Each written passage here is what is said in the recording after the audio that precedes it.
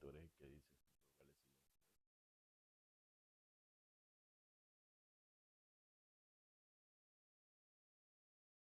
Seguidores, nos acompaña hoy el senador del partido de la U, Antonio Correa Jiménez.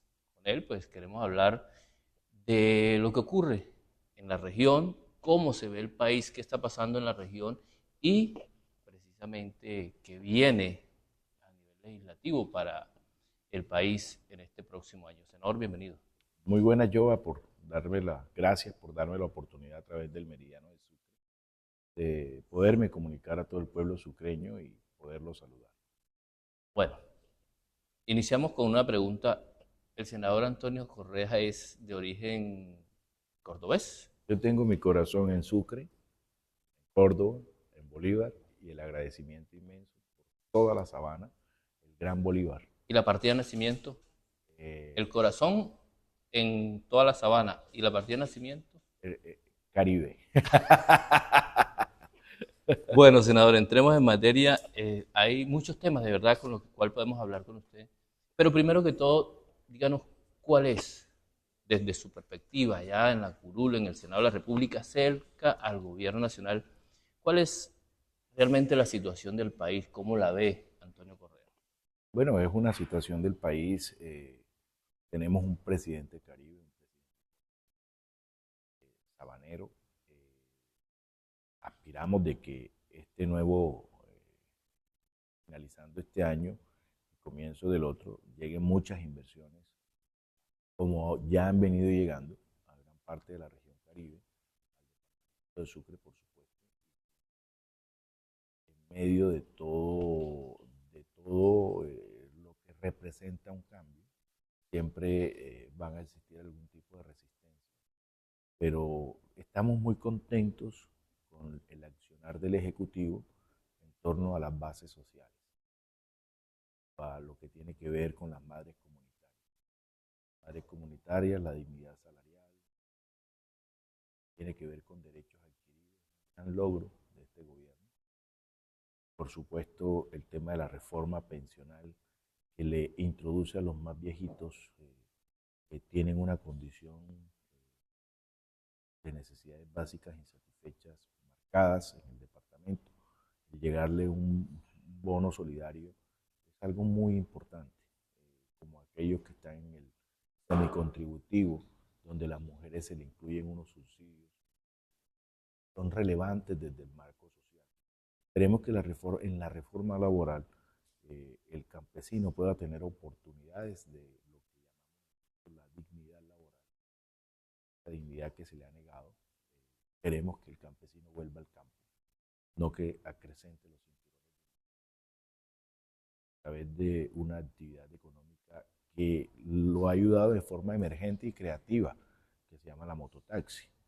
Pero hoy necesitamos que a través de la reforma agraria, que a través de la recuperación del campo, que a través del abaratamiento de los costos de los créditos, que antes eran muy onerosos en el Banco Agrario, que hoy han tenido unos cambios muy importantes, del apoyo del Ministerio de Agricultura, del apoyo de este gobierno del cambio, pudiesen retornar al campo en condiciones laborales y de estabilidad mucho mejor.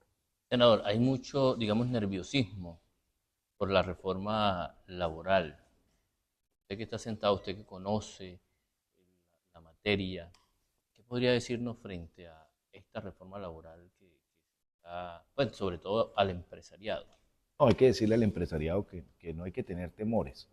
Aquí se lanzan una serie de temores, por ejemplo, cuando tramitamos la reforma pensional, que la reforma pensional iba a dejar desbalanceado el país, una cosa que es totalmente falsa.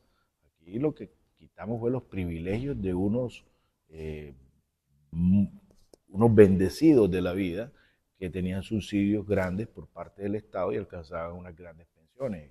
Y lo que hicimos fue un equilibrio desde el legislativo para que los más pobres pudiesen tener un ingreso que antes no tenían. En el caso de la reforma laboral, aquí estamos buscando un consenso y un equilibrio donde no se maltrate el empresariado, pero sí ya se haga justicia laboral y justicia social con el trabajador a través de sus derechos adquiridos.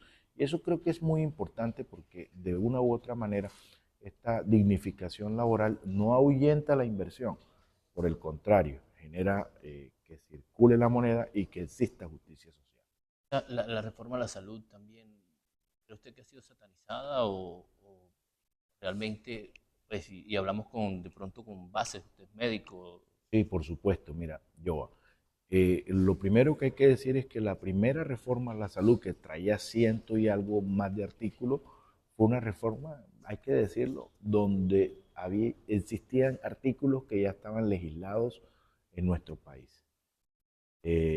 Yo soy de los convencidos que las reformas, entre más cortas, son más sustanciales y de más provecho para la ciudadanía. Al final y cuentas, lo que se necesita es mejorar el sistema de salud, pero mejorarlo de cara al paciente. Si lo mejoráramos de cara al paciente en calidad, en eficiencia de los recursos, en el freno a la corrupción en materia de salud, vamos a tener una salud mejor para el pueblo colombiano. Se lograron 45, 47 artículos.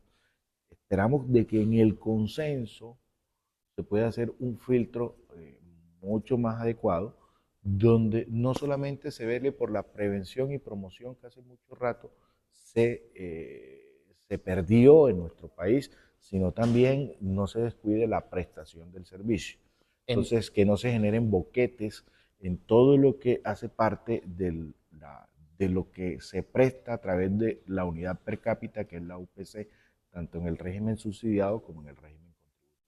He escuchado a un especialista en estos días hablar precisamente el cambio que se va dando en materia de la atención, en este momento la atención primaria, la inversión escalada, aumentándola, y el descenso en lo que es la prestación del servicio, la Aquí, atención. así es. Ellos lo ven con preocupación. Aquí hay que tener un balance y concientizarnos de que va a existir una época un periodo de transición. Si nosotros hacemos hoy una promoción y prevención y detención de la enfermedad temprana, desde este momento, esos frutos los vamos a recoger en 5 o 10 años. Y esos frutos se van a recoger con la disminución de los altos costos. ¿Por qué? Porque un paciente hipertenso no termina en una UCI, porque un paciente hipertenso bien manejado, un paciente antes de llegar a la hipertensión a través de la promoción y prevención, eh, vamos a evitarnos esos costos que por no tener una adecuada promoción y prevención terminaron perdiendo un riñón, terminaron en compromiso de órganos blandos y esto lo podemos hacer a través de una reforma, pero también hay que entender de que existe un periodo de transición y no se puede descuidar lo que ya hoy se viene atendiendo, porque nada más nos vamos a concentrar en una parte. Todo es importante en el sistema después que vele por la salud integral del colombiano. Le tocaría ahí a esos prestadores que hoy están en esa escala de las crónicas y eso, migrar a la prevención. Es que si nosotros prevenimos, si hacemos salud familiar, si hacemos promoción, lo que hoy está haciendo el Ministerio de Salud, mire, aquí hay que resaltar las cosas positivas. Como nunca antes se está teniendo inversión en las zonas de la Colombia profunda. Antes, lo máximo que se logró incorporar a un presupuesto para mejorar la infraestructura y la dotación eran 50.000, 100.000 millones de pesos. Muchas veces pasaba el presupuesto general de la nación con infraestructura en 0 pesos en la red pública. ¿Esto qué quiere decir? Que si no hay red pública, pues obligatoriamente le toca al privado abrir en los municipios, porque el red pública se queda sin la suficiencia para poder atender, como nunca antes, en este gobierno, con un ministro de salud que está comprometido con lo público, está mejorando la red primaria de atención básica. ¿Esto qué quiere decir? Municipios como Galera, como San Benito, como San Marcos, como Betulia, ojalá pudiese solucionar su situación, esa de híbrido, que no es ni es del segundo nivel, pero está endeudado el segundo nivel y el pobre municipio es el que lleva del bulto porque no puede prestar un adecuado servicio a sus conciudadanos. Es una situación que queremos que se resuelva en la reforma a la salud, no más híbridos en el país. Aquí debe existir una situación clara de competencia. Lo que es primer nivel le corresponde a los alcaldes, lo que es segundo nivel y tercer nivel le correspondería a los departamentos y en eso hay que trabajar duro en una cosa que se llama el diseño de red. ahí viene una parte que la hemos visto con preocupación y que de pronto veía que usted se refería a eso que tiene que ver con los cobros coactivos. Han tenido algunas entidades de salud oficiales que recurrir al sistema, al aparato judicial para poder rescatar unos servicios que ya prestaron, pero terminan siendo sancionados, como en el caso de aquí de Sincelejo, La nueva EPS. la gerente de la S que está en problemada Sí, claro. por un cobro coactivo cuando la Procuraduría le dijo sí, puede hacerlo, cuando la Contraloría le dijo, le avaló que lo hiciera. ¿Cómo se sigue manejando esto con la reforma o cambiaría en Es algo? que con la reforma no debería haber atraso en los pagos. Debería existir, es que en el primer nivel no debería nadie atrasarse. O sea, empecemos por ahí, porque se contrata por cápita, porque se gira 100% Directamente. anticipado, se gira directamente. Eso lo contribuimos nosotros en la ley 1438, cuando se le introdujo el giro. Yo fui autor de esa ley. Eh, ¿Qué ha pasado con el cobro coactivo? Fue una medida extraordinaria para recuperar cartera, pero lastimosamente algunos, no todos, la utilizaron de manera indebida. Entonces la utilizaron de manera indebida no cobrando lo que realmente se había prestado, sino cobrando cifras verdaderamente onerosas cuando eso ocurría un desbalance en el sistema de salud. El cobro coactivo no es malo, lo malo es cobrar más de lo que realmente se le debe.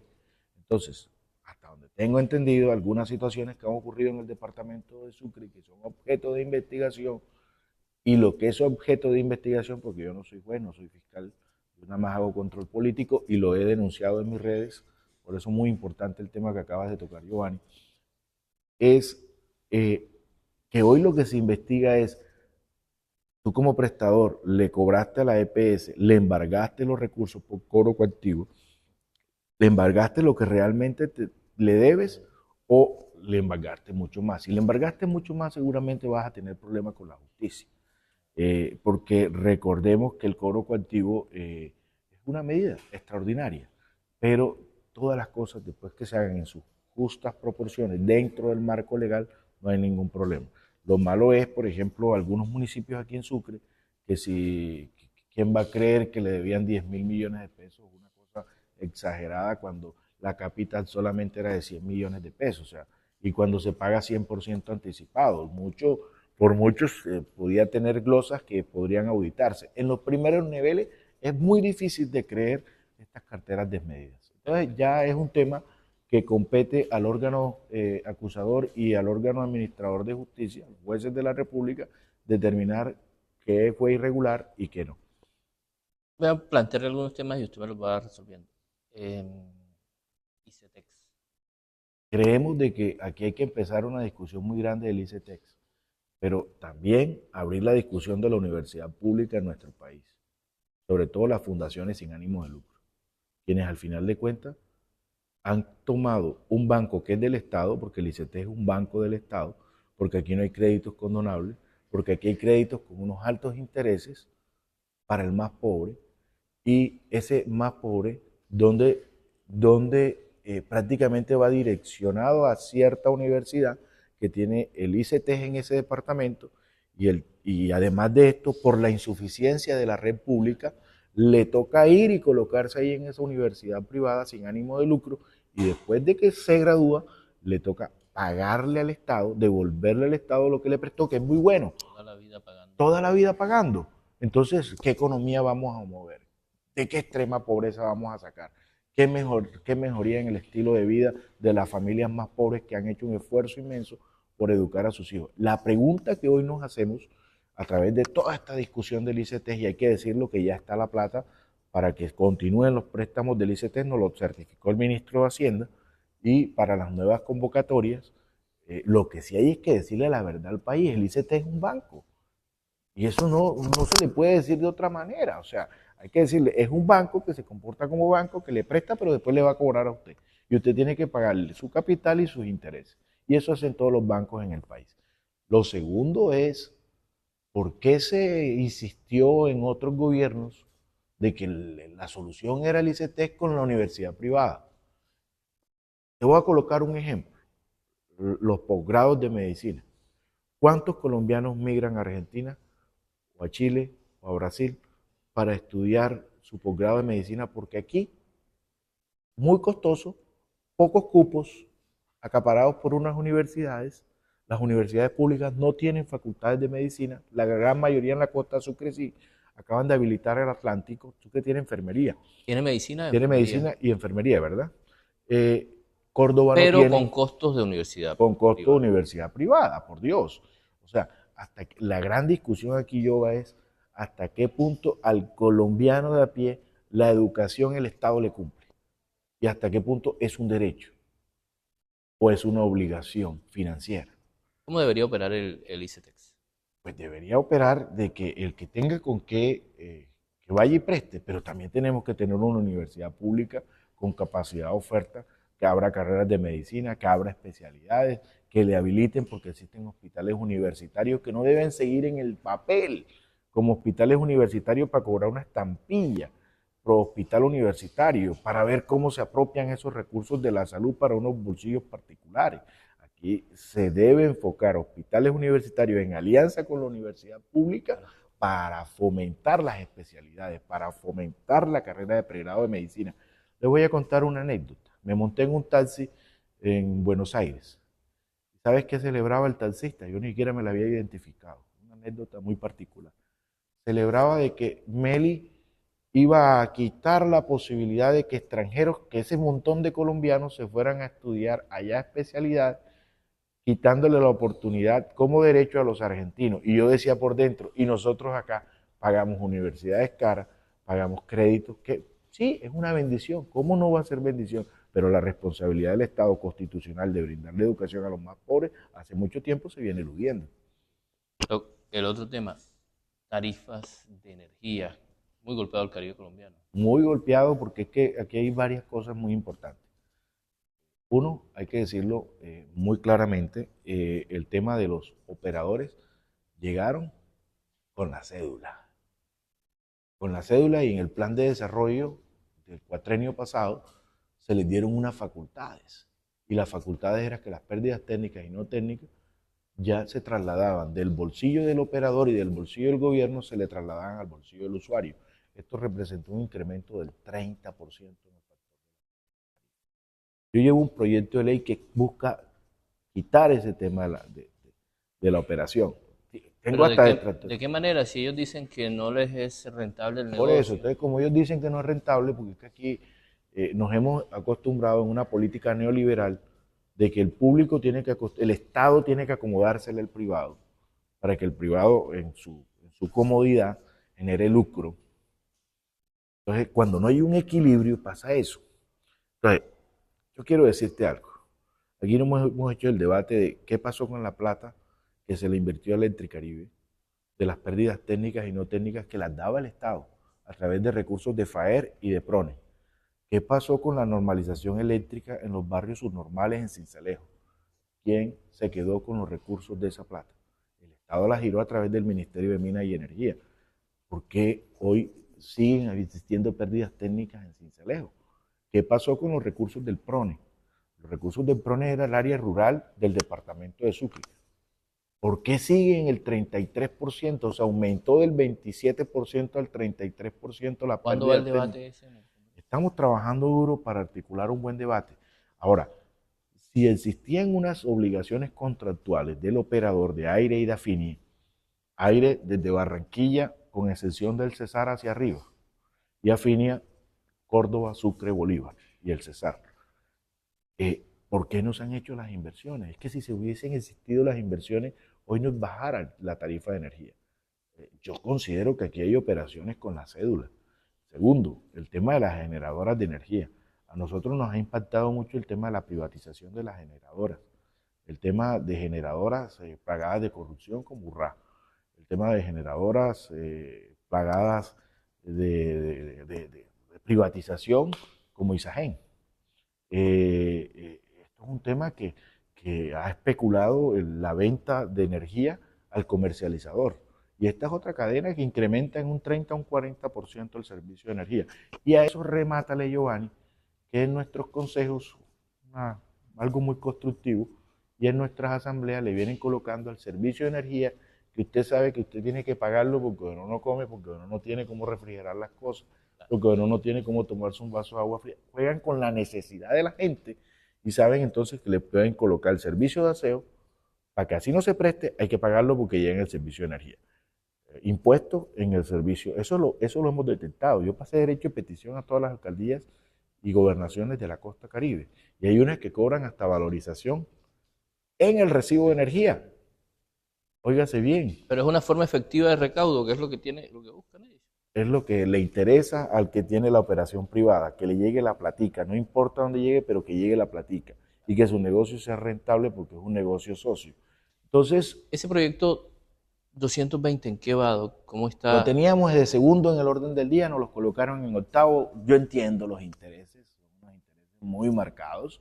Pues, hay unos operadores moviéndose, haciendo lobby como un berraco, pero aspiramos en un tema de conciencia social, de que no es tirar discurso en las regiones. Yo escucho a colegas tirando discurso en las regiones y tenemos la oportunidad histórica de quitarle todas esas arandelas al recibo de energía a través de un proyecto de ley como el 220, que está anunciado hace mucho tiempo, pero que no se ha aprobado en la plenaria. Pero yo lo diré, porque en eso no vamos a tener pasividad, de que existieron unos intereses particulares si no se llega a aprobar esto en esta legislatura, porque uno no puede seguir alcahueteando la politiquería, que esa que se hace con muchos billetes, pero billetes sucios, donde no se legisló en favor de lo social, donde se confunde las acciones del legislativo con las del ejecutivo, y entonces no, este congresista es el más porque trajo no sé cuántas horas. No, uno no trae nada. Esa es una responsabilidad del ejecutivo con el pueblo. Uno toca las puertas y anuncia las necesidades, pero el que está obligado a responderle a las comunidades es el ejecutivo, el gobierno nacional. Entonces, los congresistas no tenemos, óigase bien, no tenemos nada que ver, nada más hacemos el mandado. Pero cuando usted gradúa a un congresista que nunca habla, que nunca tiene proyectos de ley, que nunca hace debates de control político, como bueno, que porque le llevó el no sé qué cosa, estúdielo un poquito más, porque eso es responsabilidad del gobierno y usted paga impuestos. Bueno, Antonio Correa, partido de la U, ¿cuál es la situación en su bancada?